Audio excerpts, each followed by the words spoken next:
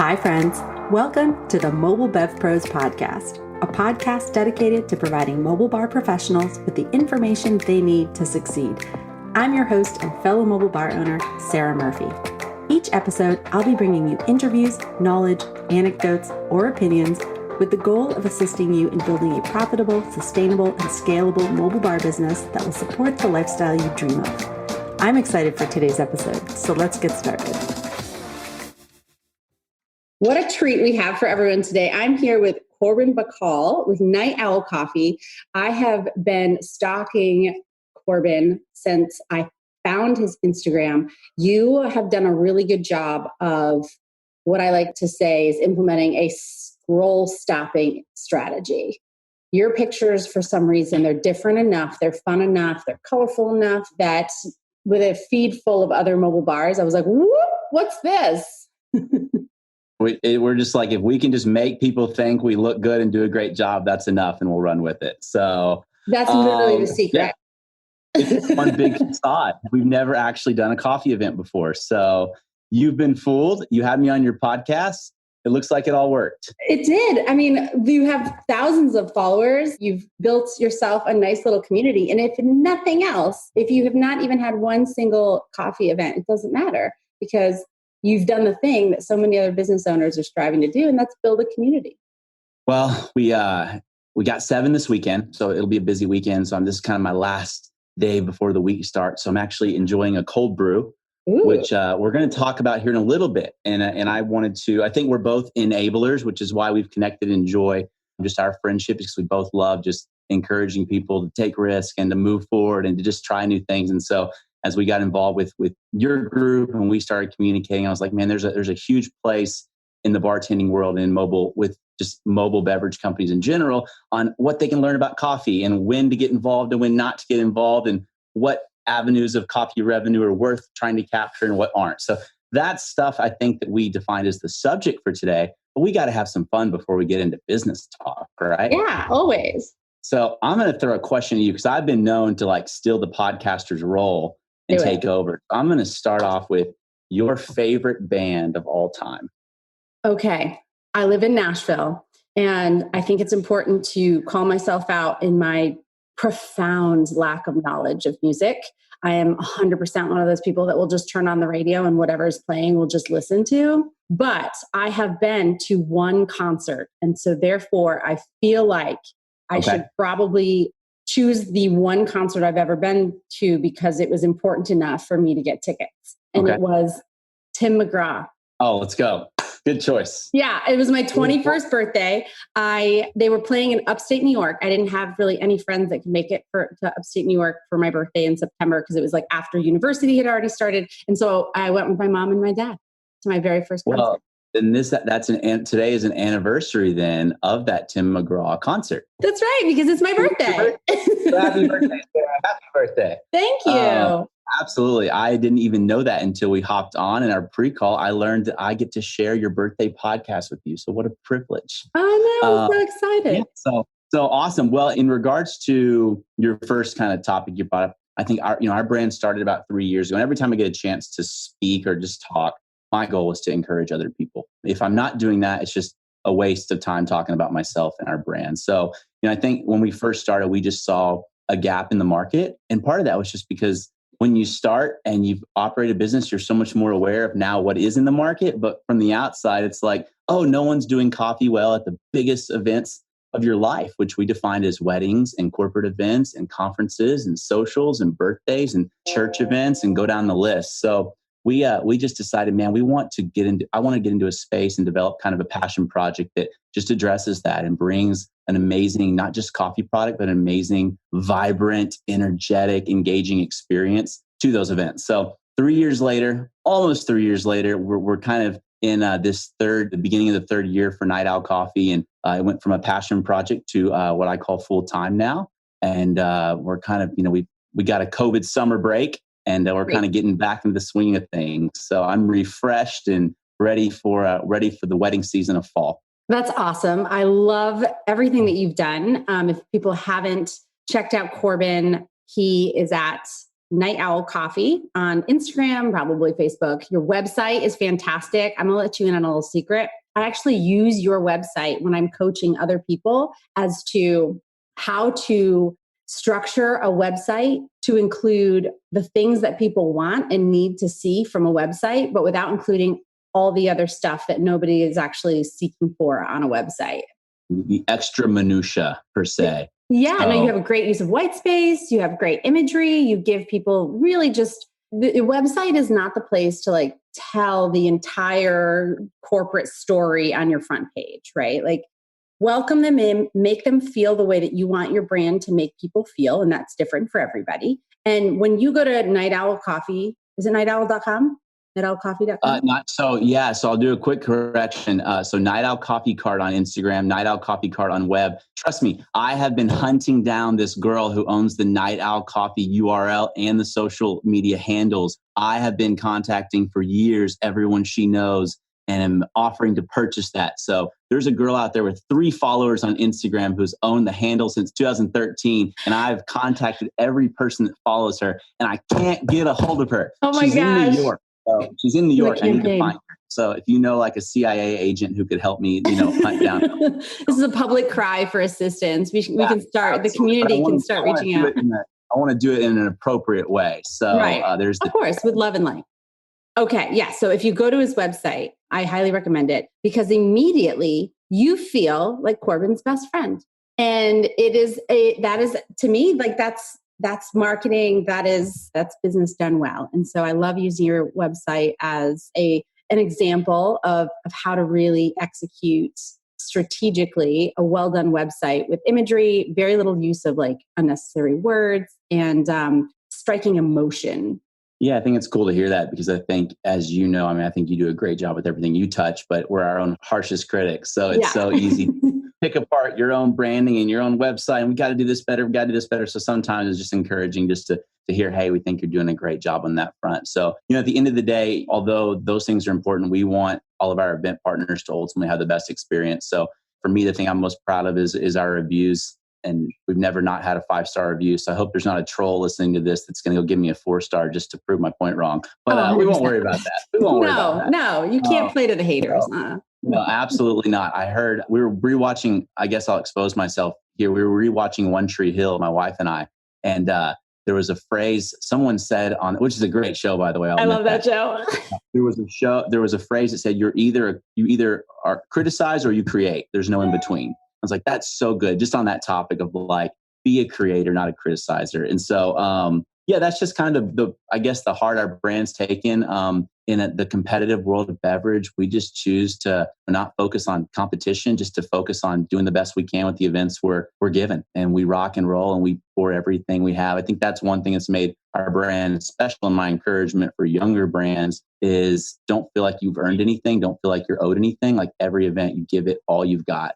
Sometimes it's like, it doesn't matter if that client hasn't paid for that extra hour or hasn't done this. There's like times in your brand where I feel like you just have to go the extra mile. And then, I think for us early on, it was defining, like we didn't tell the client that, but I know that's the right thing to do. I know staying here till the end is the right thing to do. And you just learn how to start building your contracts and building what you tell your client. So that's evolved over time. But at the end of the day, there's times when we know, hey, it's worth doing things right because it's all about the client experience. Because we know that every wedding we're at is potentially 10 more weddings. And we know every corporate event is potentially a conference and more corporate events because every time you interact with people, those are your brand ambassadors and those are your salesmen.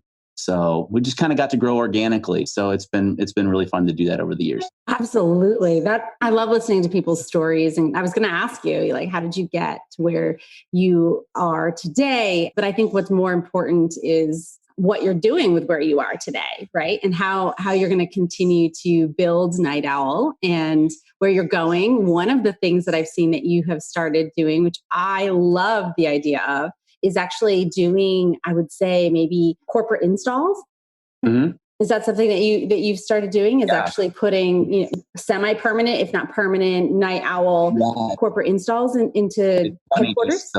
The last few months and how everything's changed. And I've always, at the beginning of the we could call it the COVID era, no one really knew how long this would all last. I mean, it was just a big wild guess, but I knew from the beginning that as you got a feel for this was going to last more than a few weeks and maybe more than a few months, that the strong brands were going to get better and the weak brands were going to die. So I'll let you in on who I am. I'm the person that loves when someone gets dumped and love when someone gets fired. Why? Because to me, I'm excited because they're finally going to get to do what they're made to do, or they're finally going to get to be with someone who loves them well enough to be their husband or their bride. So that's just my heart. I don't really see the negativity. And so when I saw COVID, I was like, this is awesome because there's going to be a lot of brands that get better and learn how to be sharper and learn how to innovate and learn how to move and learn how to be flexible. And then there's brands that don't deserve to be in business. So they're going to die, and praise God for that, because the best deserve to survive. So that's just my like blunt, straightforward, like where I'm at viewpoint on all that stuff. Oh my gosh. I love that so hard. I was in operational leadership for a really long time,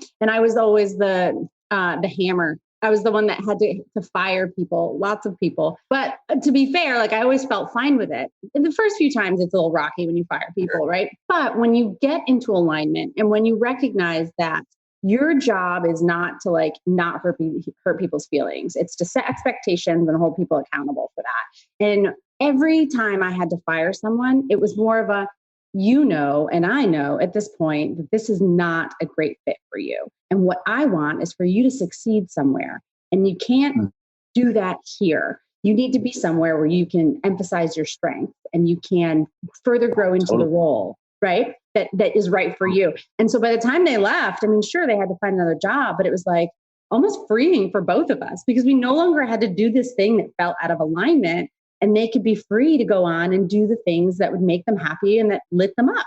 Yeah, absolutely. So that was like my bend around your actual question, but that set the framework for the fact that came earlier in this year, our big market was tenant appreciation event with corporate real estate. And so that just always lend itself to the conversation of 1,000-person office buildings, hearing 50 of them say, oh my gosh, we love a coffee bar like this. And that would open the conversation with the property managers. So a lot of our natural business with Nightowl opened up opportunities for more long-term relationships. So we've actually created 2 brands. So that brand is really kind of yet to be announced. We're opening a cafe in November, and then also simultaneously, if they remain on schedule, 2 corporate lobby bars. So those will all kind of be announced together. So the timing, we're just kind of seeing how it all works out. But aiming for November, that brand is Staycation Coffee, Staycation Cafe on Instagram. And so yeah, it's just kind of cool to see that one avenue, and I think you're the master at that, of one avenue of business creating more revenue streams and different avenues of business and just new brands. So I don't even remember how many businesses you have, but I think you're less. I'm in the process of trying to figure out the best use of my skills, right? And so what I have found is that it is very easy if you were like me, and you kind of go in with a loose idea of what you're going to do. I'm going to serve coffee, or I'm going to sling drinks.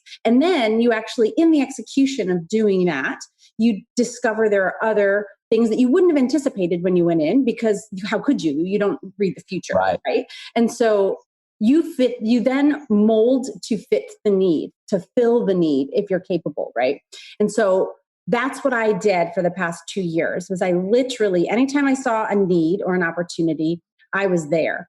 And I learned a ton. And I've learned that there's a point in which you have to stop doing that. And to your credit, you and I had a conversation earlier this, I guess, COVID season, and it was this is an opportunity that we could meet. And you very quickly were like, look, I don't have the capacity for that right now. Doesn't mean I never will. I don't have the capacity for that right now, but what can we do within the structure of what I've got? And that, whether you know it or not, for me it was a teaching moment for me. I was like, holy shit, does this guy have boundaries or what? Like, I loved it.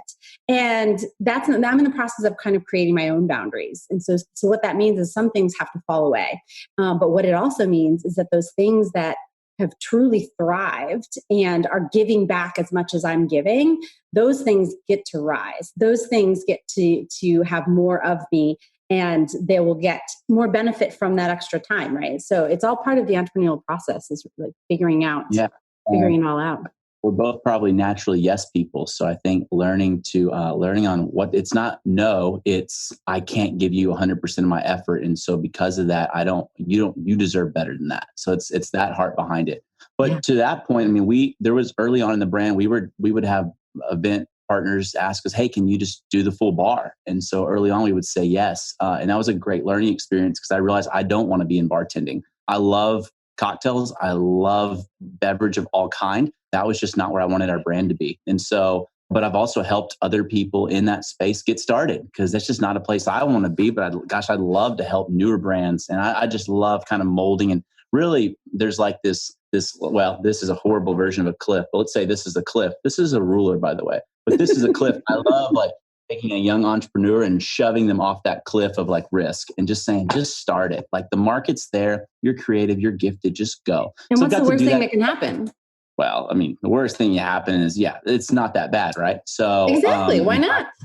You try something, you realize it's not what you want to do, and then life goes on. So but with that, so with that context of our conversation that we had months ago, we do want to, and I'm very excited about this. I'm not sure on the update for the conference in February, but we do by then plan to have probably an ebook, I think is the most realistic platform, an ebook, which is going to help bartending companies take that first step in coffee. And so we're kind of planning on putting a recipe book together and an execution, something really small to help bartending companies and beverage companies start to think through the practicals and most profitable ways to implement a coffee program. I cannot wait for that.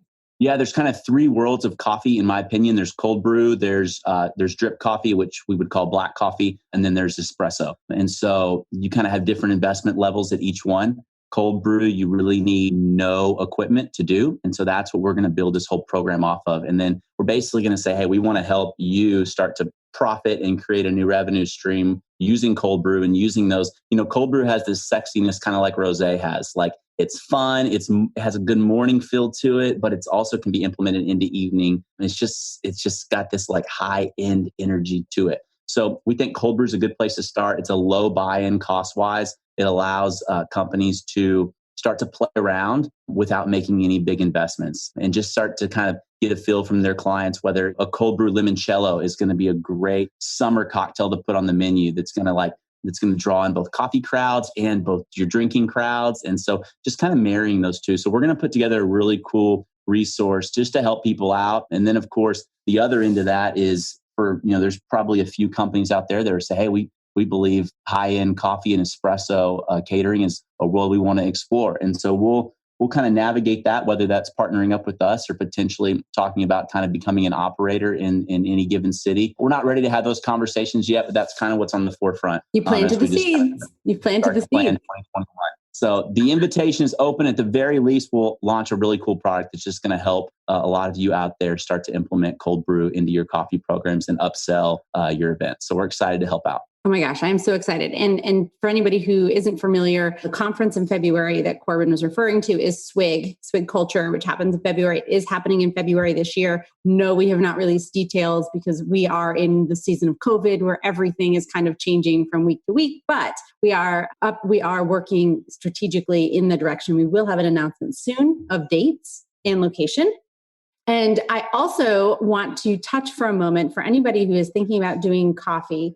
What Corbin is offering is you need. What Corbin is offering, you need. And I'll tell you why. Because I have been in beverage my entire life. Literally, I think my very first job at 15 was bussing tables and being a bar back. Like I literally have always been in my existence. At one point, I worked at a very high-end hotel in Washington, D.C. with an espresso machine that probably cost more than both of my current cars put together. Like this thing was French or Italian. It was Italian. It was huge. It was giant. And we made amazing drinks. And so I'm familiar with espresso. I'm familiar with coffee. I'm familiar with how to do it operationally. When I went mobile, I knew nothing. I was not deep enough into the world to know how to make that or translate that into something mobile. So what I did was I went out and I hired a coffee expert who was actually the beverage director for a local coffee shop down here, well-respected, ton of energy, love him. I ended up spending $12,000 on coffee equipment and at least $4,000 of it gets used Never. We never use it in events because we'll take it. It was built in many cases, like my It was a double, the $2,000 or $1,200, I can't remember now, it was a double drip brewer.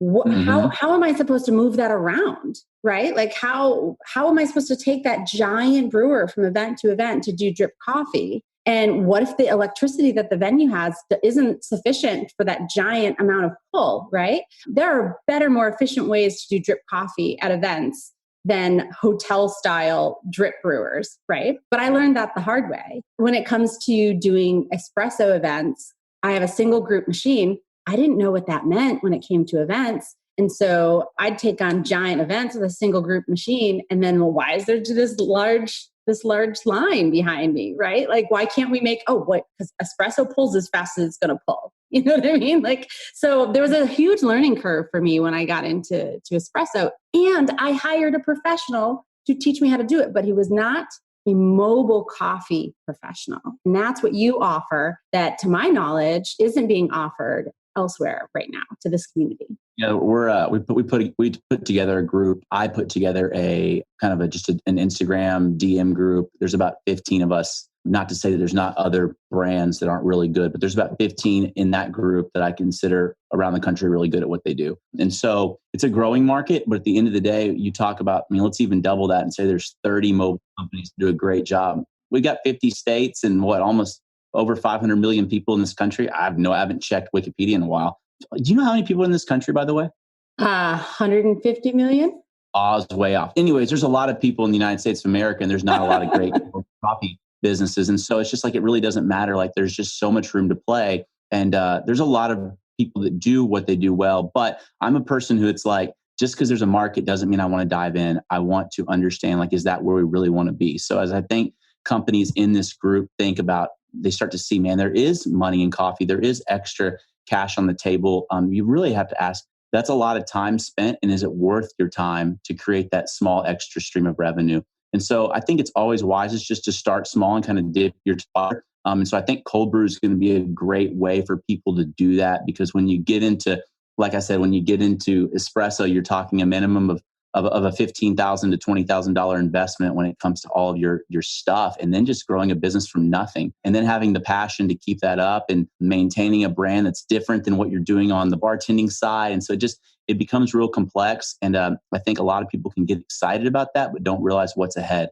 And we have 3 years of learning. We know all the language for, just being able to promise a client what beverage output of a single barista is going to be, being able to have a client come to you and say, hey, we need 500 drinks served in a 3-hour period, and being able to kind of reverse engineer, build that experience from baristas to machines to what's your electrical output to just understanding quantities. And then all making this happen in 3 days because they're a client and they need it in 3 days. And so there's just so much to it. And then the logistics, I can go on. And I basically become like a almost professional electrician and plumber, just doing this business. But anyways, we just want to be realistic with you guys. We want to help you guys grow, build your businesses, but also don't get into something that you're unaware of what's around the corner. So we want to help you guys get started with cold brew. And then I think out of that might come some real good relationships of a few brands that say, hey, we really do have a passion, conviction for doing coffee well. If I told all of you guys out there listening that 40% of our weddings we do are non-alcoholic, you would be like, there's non-alcoholic weddings? What?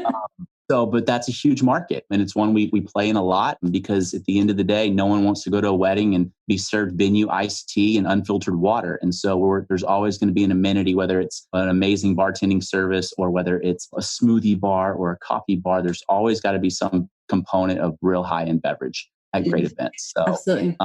We get to play there. We love to help you guys out. We'd love to build a community. We already are excited to be a part of this community. And so I want to just keep going from there. Yeah, well, I love that. I love that you addressed so many things there. But one, dry weddings. Our very first wedding ever, 3.5, almost 4 years ago, was a dry wedding, and I was blown away because I'm from New York, and those don't exist. You don't have dry weddings in New York. You just don't. You might call them something else, but you don't call it a wedding. And I'm in the South now, and there's a very large portion of the population that is dry, or at least they say that they're dry in public around family. And if you don't have something if you call yourself a beverage caterer and you don't have something to bring up the level of event for those people, And that might look like mocktails, but coffee is a perfect fit for that because it also kind of like alcohol, which is a bit of a stimulant, or it's a depressant anyways, but it has a stimulant function while you're drinking it.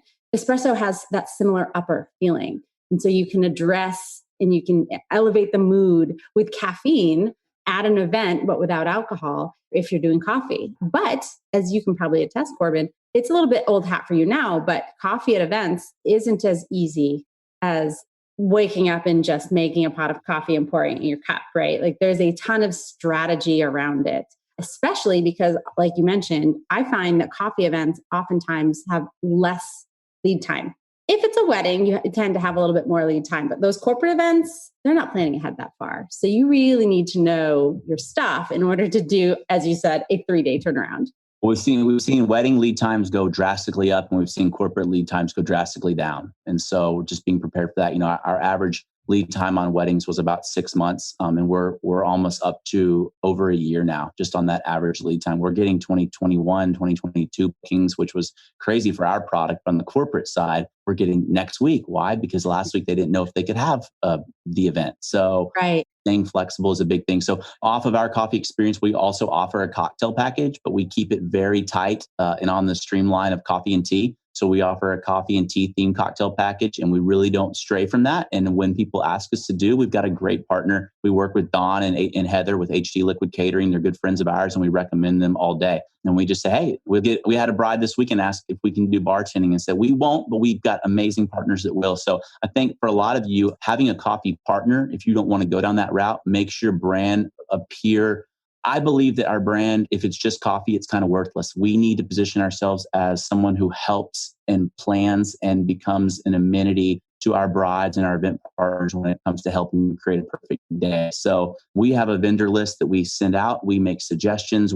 On every call, I'm asking, hey, what are you doing for hair and makeup? What are you doing for florals? You have someone altering your dress yet? How can we help? So it's about more than coffee, positioning ourselves to be the leader. Because if I can position myself that way, I've earned the trust. And we're going to get opportunities to grow. And so this weekend special, we're going to do a wedding of the third sibling that we've done in this family. So we'll have done all 3 siblings. So it's just that idea. We got to earn that trust, and we're going to get to do all the weddings. Over 3 years, it will be the third wedding in that family. And that's impressive, because weddings are oftentimes, they're called the one and dones, because you do it once and then chances are they're not going to need you again for that. And you here are on your third wedding. That's amazing. Yeah, well, third wedding just in that family. So right, that's what I mean. Yeah. I was like, ooh. So it feels like a lot more than that. But so we do have a cocktail component, but we keep it very niche, just so we don't really get ourselves into the bartending world. And that way we can promote you guys and let you guys do what you do best, and utilize your craft out in the field. So, and that's also a really good example, again, of you setting boundaries. Yeah. And I think for you guys, like I said, finding coffee partners, finding someone that you can work together with. I'm a collaborative person. I don't really ever ask for things from people, because I just believe that all kind of comes around in full circle eventually. But maybe it's finding a coffee partner and saying, hey, we'd like to discuss a referral fee if we bring y'all business. And if you're much more financially driven, that might be the route to go. If you're much more collaboratively driven, it's like, hey, we've got a bunch of clients we'd like to start recommending to you, and we just kind of would like to create a partnership and see what happens. So worst case scenario, you give someone some clients and it ends there. But yeah, I think having those partnerships so that you feel your brand feels more comprehensive than just your product is important. I was driving down the road today and I saw a Hallmark store. When's the last time you've seen a Hallmark store? If I've seen it, I hadn't recognized it. They're probably out there. My point being is Hallmark, my wife watches Hallmark October through February. And I thought, as crappy as the Hallmark store itself is, I thought, what a brilliant job of branding that they went from a card and weird little angel glass store to having an iconic channel that is what everyone watches for Christmas. So I was like, it's weird. And ultimately, I don't know if it was successful from a financial perspective, but to be able to brand from that kind of store to a television network, that's pretty incredible. I literally had this thought like 2 hours ago on the road. And I was like, that's kind of what we want to do in our world. Is we want, at the end of the day, whether in 10 years we're doing something completely different, we want to build that trust across the brand that we just care and love our clients and do a great job with whatever we're serving, whether it's coffee or whether it's cocktails or whether it's who knows down the road. So that's just kind of overall perspective, probably a little bigger picture. That is fantastic, because one of the things that I talked about when I was talking about your website is how the emotion comes across of what it is you're trying to communicate with your people. And I feel like Hallmark probably did very much the same when they were trying to decide, we sell cards and we might get into movies. Well, what does a card do, right? Have you ever read a card? It's supposed to trigger an emotion, right? And so Hallmark has always been about triggering emotions in people. And I don't know if you've watched the Hallmark channel lately, but that is literally all they do is trigger emotions. Like just grab your box of tissues because that's what they're trying to do. And so they just chose a different venue for doing that, but they stayed in line with kind of their overarching goal of triggering emotions and making people feel warm and fuzzy or whatever. And your website does very much the same thing. Like I said, you get on there, you feel like it's a friend. You want me to trust you. I'm on your website. I already trust you. And whatever it is that you choose to do with that going forward, as long as you stay authentic to that theme, then you can literally do anything. You put that a lot better than I did, but no. I just blurt out like the thoughts and then you refine them. You're like my editor. We are a good team. Awesome. No, I love that. And I'm excited to see everyone grow and what a cool community. I think the cool thing about this community is we all start following each other because we'll see posts that look just really inspiring or just beautifully crafted. So it's cool to see you guys just out there killing it and this whole network just growing. So you built something special, Sarah. Same, Corbin. We appreciate each other, I think, mutually. I'm very excited to have you with us at Swig, which is, again, in February. And I cannot wait. Maybe I'll even get an advanced copy of your ebook that you're coming out with. I did just compliment you on being a great editor. So there you go. Okay, I'll get the editor's copy. I'm fine with this. Amazing. So we're excited to be a part of it and excited to be a part of this family. To anyone out there on the coffee side, we're an open book. So feel free to message us and we'll be more than happy to help you take those next steps and sometimes just be brutally honest with you and tell you, we don't think that's best for you because just based on feedback. So, but there's a lot of you I think can be great because at the end of the day, like you said, back to that Hallmark example, which I can guarantee you that you did not think we were going to go on a Hallmark tangent this morning. Didn't, no. Like that same idea is you're triggering an emotion in your clients. And that can be done well across multiple avenues of beverage and even food and even experience. So that's what we're in the world of doing. We're in the world of making people celebrating the biggest days of people's lives. And so we're happy to do it. Absolutely. Corbin, this has been amazing. I know you have another engagement that you have to get to, so I'm going to make sure you get there on time. And I just want to thank you so much for joining us and for sharing with us. And I don't know about the rest of them, but I will be following very closely your journey. And I cannot wait for the opening of your new brick and mortar. Yeah, well, we'll do some cross promotion and promote that. But most importantly, less about me, more about the birthday girl. Happy birthday! Thank you, Corbin. So excited for you. I guess are you going to have a beverage of choice tonight? Oh, probably tequila. Yeah. Yeah, on the rocks, or are you going to mix it up? Just on the rocks. Yeah. You have a preferred tequila?